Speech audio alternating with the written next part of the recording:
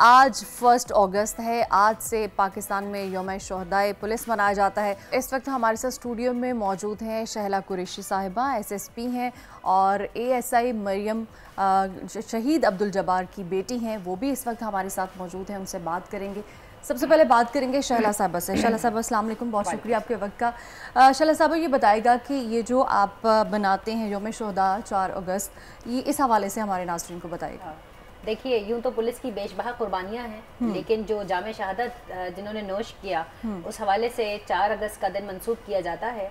और इस दिन को 4 अगस्त का ही क्यों रखा गया, क्योंकि इस दिन पुलिस का जो हाईएस्ट रैंक है IGP, इंस्पेक्टर जनरल पुलिस, तो वो हमारे सिफत गयूर साहब IGP थे। उनकी गाड़ी पर पेशावर में बॉम्ब ब्लास्ट हुआ और उन्होंने जामे शहादत नोश किया। तो 4 अगस्त को उस दिन के नाम से मंसूब किया गया उनकी शहादत की वजह से। और पूरे साल तमाम जो है वो जितने भी गाजी और शहीद हैं, उनके नाम से हम ये दिन को खराज अकीदत पेश करते हैं, उनको इस दिन को मनाते हैं। और उनकी फैमिलीज़ के साथ पूरे साल ही हमारे वेलफेयर ऑफिसर्स राब्ते में रहते हैं, लेकिन ख़ास तौर पर इस दिन उस बात का हम उनको एहसास दिलाते हैं कि हम हर तरह से आपके साथ मौजूद हैं। और उनकी फैमिलीज़ को गैदर करके IGP साहब और गवर्नमेंट ऑफ सिंध और हमारी क़यादत सब साथ होते हैं उनके, और तमाम सिस्टर एजेंसीज़ के हेड्स भी उनके साथ उनको अप्रिशिएट करते हैं, उनकी फैमिलीज़ को लुक आफ्टर करते हैं और उनको सराहते हैं, उनकी खिदमात को हम सलूट पेश करते हैं। ठीक है। अच्छा शहला साहबा, किस तरह से सपोर्ट है जो शोहदा हैं जिनकी शहादत हो जाती है, उनकी फैमिली को आप किस तरह से सपोर्ट करते हैं? एजुकेशन में उनके बच्चों को किस तरह से सपोर्ट करते हैं? इसकी एक रोशन मिसाल आपके सामने मौजूद है, लेकिन मैं डिपार्टमेंटल जो उनके साथ हमारा एक कंट्रीब्यूशन कह लीजिए छोटा सा, वो मैं आपसे शेयर कर दूं। जब एक सिपाही या किसी भी रैंक के ऑफिसर शहीद होते हैं तो उसके डिफरेंट मराहत है। लाइक मिनिमम 1 करोड़ का एक ग्रांट इनिशियल दी जाती है। ज़ाहिर शहीद का कोई अल्टरनेट नहीं है, लेकिन फैमिली की फाइनेंशियल सपोर्ट के लिए बहुत ज़रूरी होती है ना शहला साहबा। जब आपका घर में जो ऐसा फर्द जो वाहिद कफील बेड ओनर हो, वो ना हो, तो फिर ऑफ कोर्स बहुत मुश्किल हो जाता है फैमिली के लिए। जी, तो शहीद की जो फैमिली है उसके लिए तकरीबन मिनिमम 1 करोड़ का पैकेज है। अगर उसके बच्चे हैं तो उसको 2, नहीं तो अगर उनकी जो मिसेज हैं वो खुद जॉब करना चाहें, उनके बच्चे छोटे हैं, अच्छा उनको भी अपॉर्चुनिटी दी जाती है। She is qualified and within the age bracket 18 to 28 years. ठीक है, तो उनकी क्या बाकायदा ट्रेनिंग करवाई जाती है? बिल्कुल होता है, पूरा जैसे एक नॉर्मल रिक्रूटमेंट में होता है उसी तरह उनको सारे प्रोसेस से गुजरना होता है। लेकिन जॉब ऑफर के लिए जो इनिशियल क्वालिफाइंग टेस्ट होता है वो उनको कोटा पे मिल जाता है, लिहाजा उसके लिए उनको इनिशियल रिटन टेस्ट क्वालिफाई नहीं करना होता, इंटरव्यू नहीं करना होता, जस्ट एक उनको ऑफर लेटर वैसे ही मिल जाता है। लेकिन उनकी फिजिकल फिटनेस का भी ख्याल रखा जाता है ऑफर लेटर देते हुए। और प्लस अगर वो फोर्स के लिए फिट नहीं होते, लेट्स से कि सम डिसेबिलिटी है या कुछ और ऐसा इशू है जो फोर्स में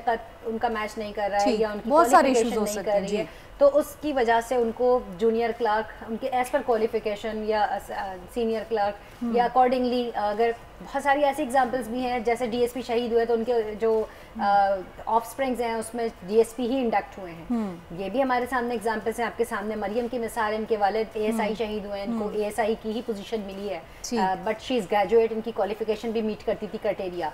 सो 2 ऑफर लेटर हमारी डिपार्टमेंट की तरफ से दिए जाते हैं, जिसके अंदर अगर बच्चे छोटे हैं विद इन 18 ईयर्स हैं, जब वो बड़े हो जाएंगे तो उस वक्त वो उसको अवेल कर सकते हैं। तो शहादत के फौरन बाद ही लेटर दे दिए जाते हैं। DSP अली रज़ा भी शहीद हुए, जी उनके बारे में भी बताइए। जी हाँ, CTD के अभी एक इंतहाई गमनाक वाक़या हुआ और उसमें जो है वो DSP अली रज़ा साहब की शहादत हुई। उन्होंने कराची ऑपरेशन में और दीगर जो है वो CTD के अंदर काफ़ी काम किया, जिसके बाईस अभी आपने देखा कि जो एंटी स्टेट एलिमेंट्स थे या उनके ज़ाहिर मुल्क दुश्मन अनासिर हैं ऑफ कोर्स, जो एक मुल्क का अमन बर्बाद करना चाहते हैं, उन्होंने ये एक मैसेज दिया। लेकिन हमारे हौसले इससे कम नहीं हुए और हमेशा फोर्स का मोराल बुलंद होता है। तो कोई शहीद अगर हमारी फोर्स में ज़ाहिर जामे शहादत नोश करता है तो उसी की वजह से अमन कायम है, उसी के लहू की कुर्बानियों का समर है कि जिसकी वजह से आज हम पुरअमन हैं। अगर आप देखें माजी के हालात को कंपैरेटिव एनालिसिस करें तो आज जो कराची में अमन बरपा है वो इन्हीं शहादतों की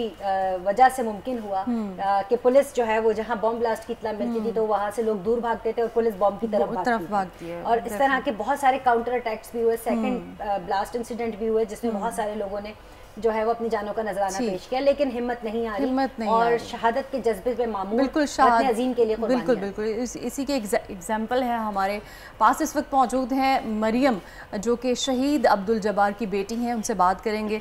मरियम, कैसी हैं आप? ठीक है। अच्छा मरियम, आपके वालिद की शहादत हुई, कब हुई, कैसे हुई? 23 जुलाई 2014 में। अच्छा। वो ऑन ड्यूटी थे। ठीक है। और कुछ इंसिडेंट ऐसा हुआ था कि वो एट अ टाइम स्पॉट पे शहीद हो गए। अच्छा, तो आपकी फैमिली में कौन था, कितने लोग थे? मतलब जस्ट हम 6 बहन भाई थे और एक मदर थी। अच्छा। और बड़ा भाई मतलब छोटा था, मतलब इतनी स्टिल उस टाइम मेरी एज तकरीबन 17 ईयर्स थी। ओके। और मतलब स्टडी कंटिन्यू थी। तो आप सबसे बड़ी बहन है? जी, मैं सबसे बड़ी। बाकी बहन भाई छोटे थे? बाकी बहन भाई छोटे थे।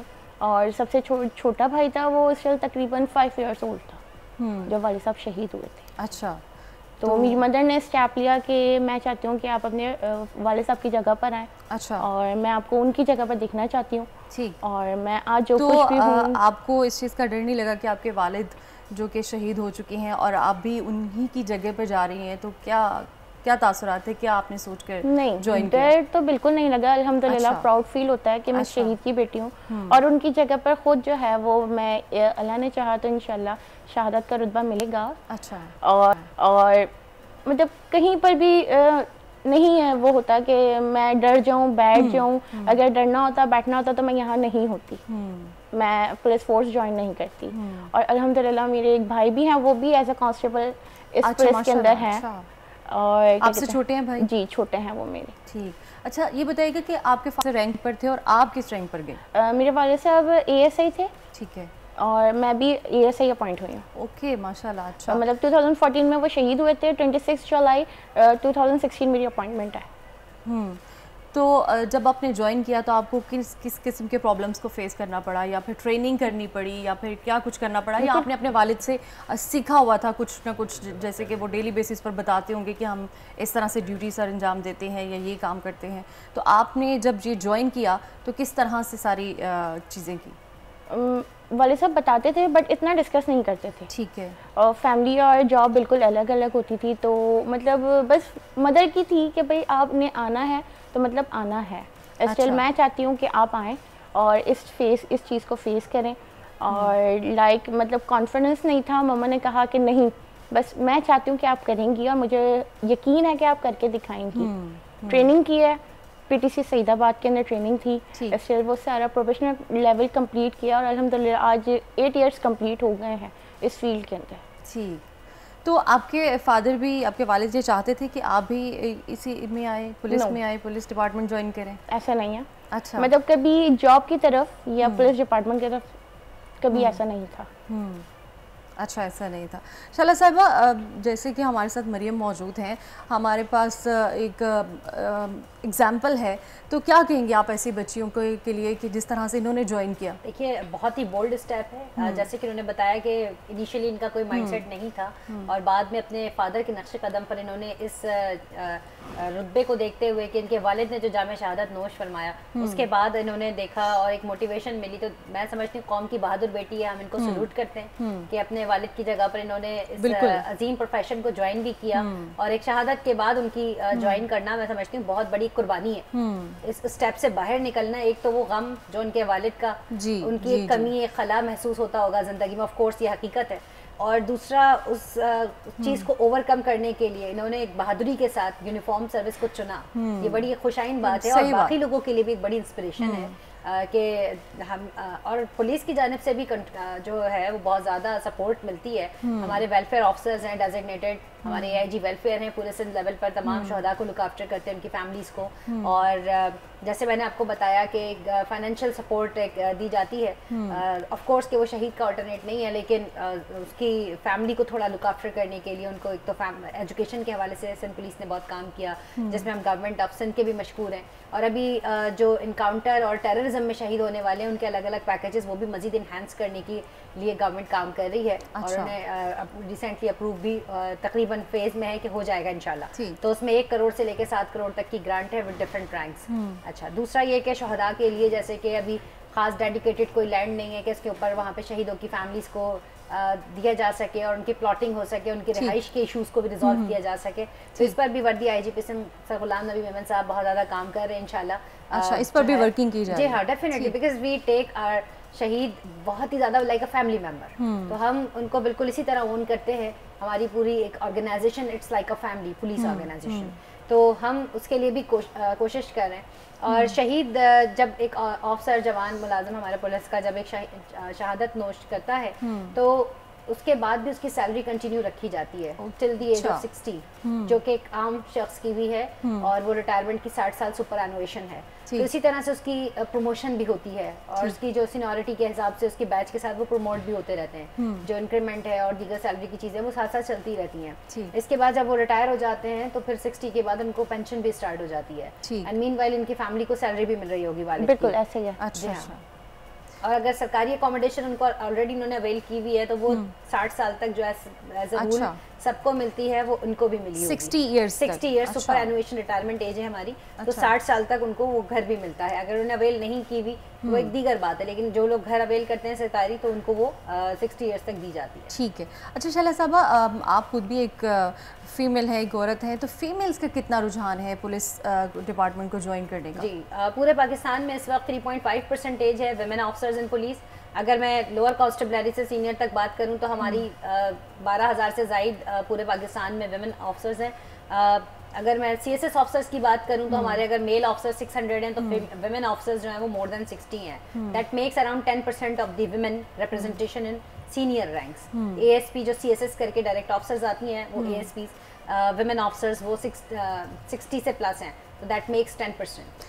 तो शैला साहबा, फीमेल्स के लिए उस तरह से प्रॉब्लम्स फेस करना पड़ती है, जैसे कि बाहर जाते हैं, बाहर निकलते हैं, एज अ फीमेल क्या प्रॉब्लम्स फेस करनी पड़ती है? देखिए, यहाँ पे आपने दो चीज़ों की बात की, एक जेंडर इक्वालिटी की और एक जेंडर इक्विटी की। तो हम इक्विटी की बात करते हैं। ऑफ कोर्स वुमेन के कुछ रिक्वायरमेंट्स डिफरेंट होती हैं, लाइक वर्क प्लेस पर वॉशरूम्स का सेपरेट ना होना। छोटी सी बेसिक मैं आपको एग्जांपल दे रही हूँ। अब हम उस पर काम कर रहे हैं कि वुमेन को वो मिले, सेपरेट वॉशरूम्स हो। लाइक ऑफिसर लेवल पे तो उनके ऑफिस में होते हैं, लेकिन जो हमारे थाना लेवल पर या और दीगर इंफ्रास्ट्रक्चर है उसको हम रिवैम्प करने की कोशिश कर रहे हैं। इस ज़मीन में हमने WCPCs women and child protection centres बनाए हैं और वहाँ पे हमने इस चीज़ का खास ख्याल रखा कि उनको बेसिक जो नीड्स हैं, उनकी नेसेसिटीज़ हैं, वो उनको प्रोवाइड की जाए।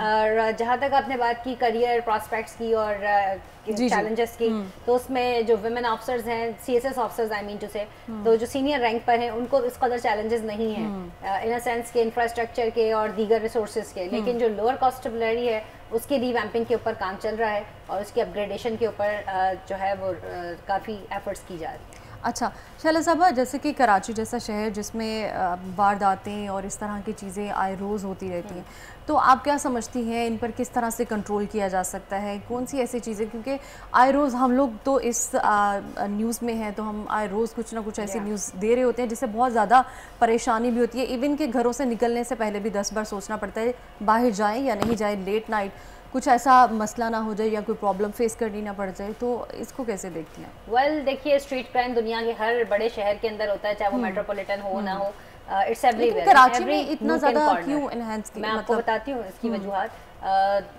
I've been traveled to different countries, तो वहाँ पे भी मैंने देखा कि हमें प्रिकॉशनरी ट्रैवल एडवाइजरी दी जाती थी कि भाई बिफोर 9 आप डिनर भी कर लें और उसके बाद अपना वॉलेट एंड पासपोर्ट संभाल के रखें, आपके साथ कुछ भी हो सकता है, मगिंग हो सकती है, like that. So street crime is everywhere. मैं नाम नहीं लूँगी सिटीज़ का, बट इट्स एवरीवेयर। सो अगर आप कराची की बात करें, कराची एक मेट्रोपॉलिटन सिटी है और इंटरनेशनल सिटी है, तो यहाँ पर ऑफ कोर्स माइग्रेशन भी बहुत ज़्यादा है लोगों की। इस हवाले से काफ़ी लेजिस्लेशंस भी की गई, जैसे टेम्परेरी रेजिडेंट एक्ट हो गया और जो इधर उधर लोग मौजूद होते हैं सराय खानों में, होटल्स में और दीगर जगहों पे, तो जब लोग आते हैं, इनकमिंग पॉपुलेशन की बहुत ज़्यादा विजिटर्स की, तो उनका जो रिकॉर्ड डेटाबेस कीपिंग है वो वीक है, उसको लोग रजिस्टर नहीं करवाते। हमारे पास सिस्टम मौजूद है, वी हैव डिजिटाइजेशन के अंदर हमने काफ़ी काम किया। सिंध पुलिस ने, डायरेक्टर ITP और दीगर लोगों ने बहुत इनिशिएटिव्स लिए इसमें, वर्दी IGP सिंध की क़यादत में।